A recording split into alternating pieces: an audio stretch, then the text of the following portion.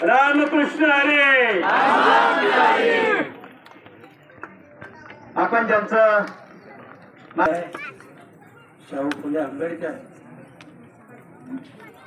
स्वर्गीय बिसाजी मुंडा, राघोजी भांगरे, स्वर्गीय धर्मवीर आनंदजी साहेब यांच्या पवित्र स्मृतीस अभिवादन।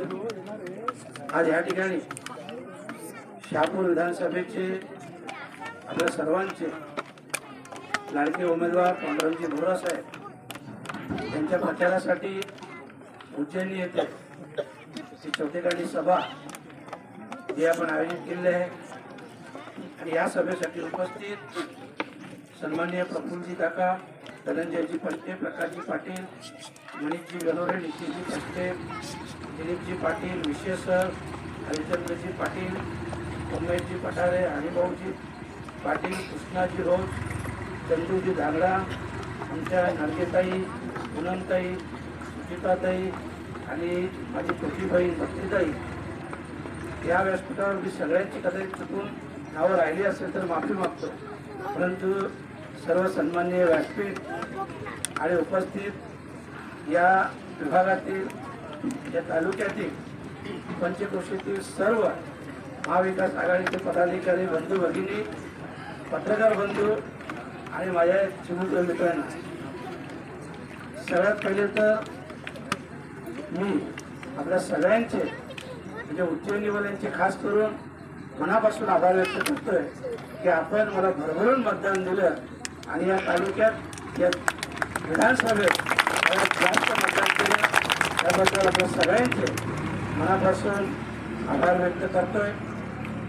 आज ह्या ठिकाणी संपूर्ण तालुक्यातील समस्या काय आहे किंवा सरकारी समस्या काय आहे, याहीपेक्षा महत्वाचं इथल्या समस्या काय आहे आणि ह्या समस्या खास करून मी जिथं जातो मला स्थानिक समस्या जाणून घेण्यात इंटरेस्ट असतो, परंतु मी इथं थोडा उशिरा आलो त्याच्यामुळे बऱ्याचशा गोष्टी मी समजू शकलो नाही, परंतु एक जागेचा देखील तुम्ही विषय काढला, त्या जागेचे ती जागा आपले शेतकरी कसतात, बरोबर ना, आणि त्याची माती काय काढणार आहे।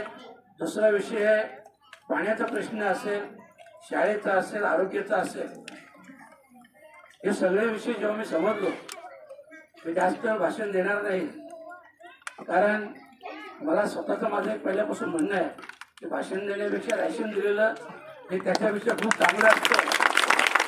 आणि माझ्या निवडणुकीत खूप मुलं किंवा खूप लोक माझी फॅन होते, परंतु मी फॅन झालो कम्युनिस्टांना, खरं सांगतो। कम्युनिस्ट पक्ष त्यांची निष्ठा पाहिली। मी फार पूर्वीपासून ते नाशिक करून येणार आहे तुमचे मी मोर्चे बघायचे, मला एक उत्सुकता असायची। मी मागे जेव्हा तुम्ही पडघ्याच्या पुढे थांबले होते तेव्हा मी स्वतः तिकडे थांबलो होतो जेवणाची वगैरे सगळी व्यवस्था करायला, परंतु यावेळेस मी पाहिलं की आपण जी आपली निष्ठा असेल तर जी आपलं तत्व आहे त्या तत्वांशी आपण लोक कधी तडजोड करत नाही आणि ही खूप मोठी गोष्ट आहे। आताचं जे राजकारण चाललेलं आहे आपण सगळे जवळून पाहतो, परंतु अशी खूप कमी मंडळी भेटते आणि म्हणूनच मी याही पुढे सांगतो की आपलं काही काम असलं तुम्ही नक्की माझ्याकडे येत जा। आणि मी उज्जैनीवाल्यांसाठी सांगतो, मी खासदार झाल्यापासून 5 महिने झाले, खूप व्यस्त शेड्यूल आहे, आणखी 1 महिना आहे, 20 डिसेंबरपर्यंत अधिवेशन चालेल, परंतु त्याच्यानंतर मी आपल्याला वेळ देईन आणि आपल्या सगळ्यांच्या साक्षीने एक गोष्ट जाहीर करतोय, मी खासदार या नात्याने अजून कुठलाही गाव दत्तक घेतला नाही, परंतु आज ह्या ठिकाणी उज्जैनी हे गाव मी दत्तक घेतोय।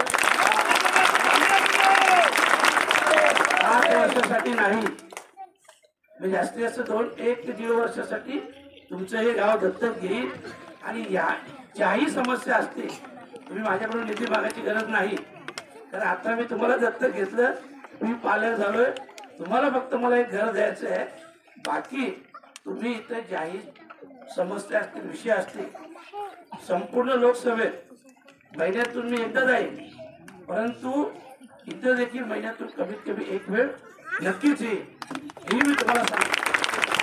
म्हणून जसं अधिवेशन आटपेल 20 डिसेंबरला आपली एक कमिटी आहे, चांगली 4 ते 5 6 लोक जी हुशार आहे, यांना सगळ्या गोष्टीची जाण आहे, ज्ञान आहे, अशी सगळी लोक या. जेही विषय असतील मी तुम्हाला आजच्या दिवशी सांगतो.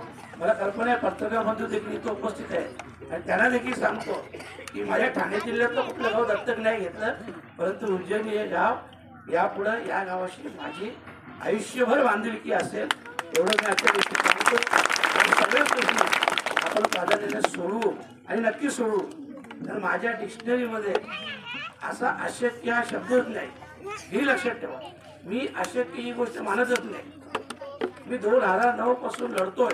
2009 लढलो, 14 लढलो, 19ला जिल्हा परिषदेवर होतो, खासदारकी नाही मिळाली, परंतु 24ला खासदारकी लढलो. म्हणजे 15 वर्षाच्या प्रतिनिधी कालखंड मी कधी रिवर्स झालो नाही. म्हणजे माझ्या याच्या डिक्शनरीमध्ये अशक्य गोष्टच नाहीये. आणि म्हणून तुम्हाला सांगतो, तुम्हाला अपेक्षित अशी इथं कामं जी प्रमुख आहे, मग तो रस्त्याचा असेल, मग तो विजेचा असेल, शाळेचा असेल, या चिमुकल्यांच्या आरोग्याचा विषय असेल, पाण्याचा विषय असेल, ही कामं प्राधान्याने जबाबदारीने एक पालक म्हणून मी यापुढे सोडवीन. आणि या गावाचं यापुढं दत्तक म्हणून मी स्वीकार केलेला आहे अशा प्रकारे जाहीर करतो. आणि मी आपल्याला एक शब्द देतोय की आपण बघा, मी तर येणारच आहे याच्या पुढं, परंतु तरी सुद्धा महाराष्ट्राची विधानसभा ही आपल्यासाठी खूप महत्वाची आहे. तर केंद्रात आपल्याकडे सत्ता नाही, तर कमीत कमी महाराष्ट्रात तरी आपल्याकडे सत्ता असावी. आणि आपल्याला माहित आहे की अटल बिहारी वाजपेयी याचं सरकार फक्त एकच मताने पडलं, तर ही वेळ आपल्या पुण्यावर यायला नको.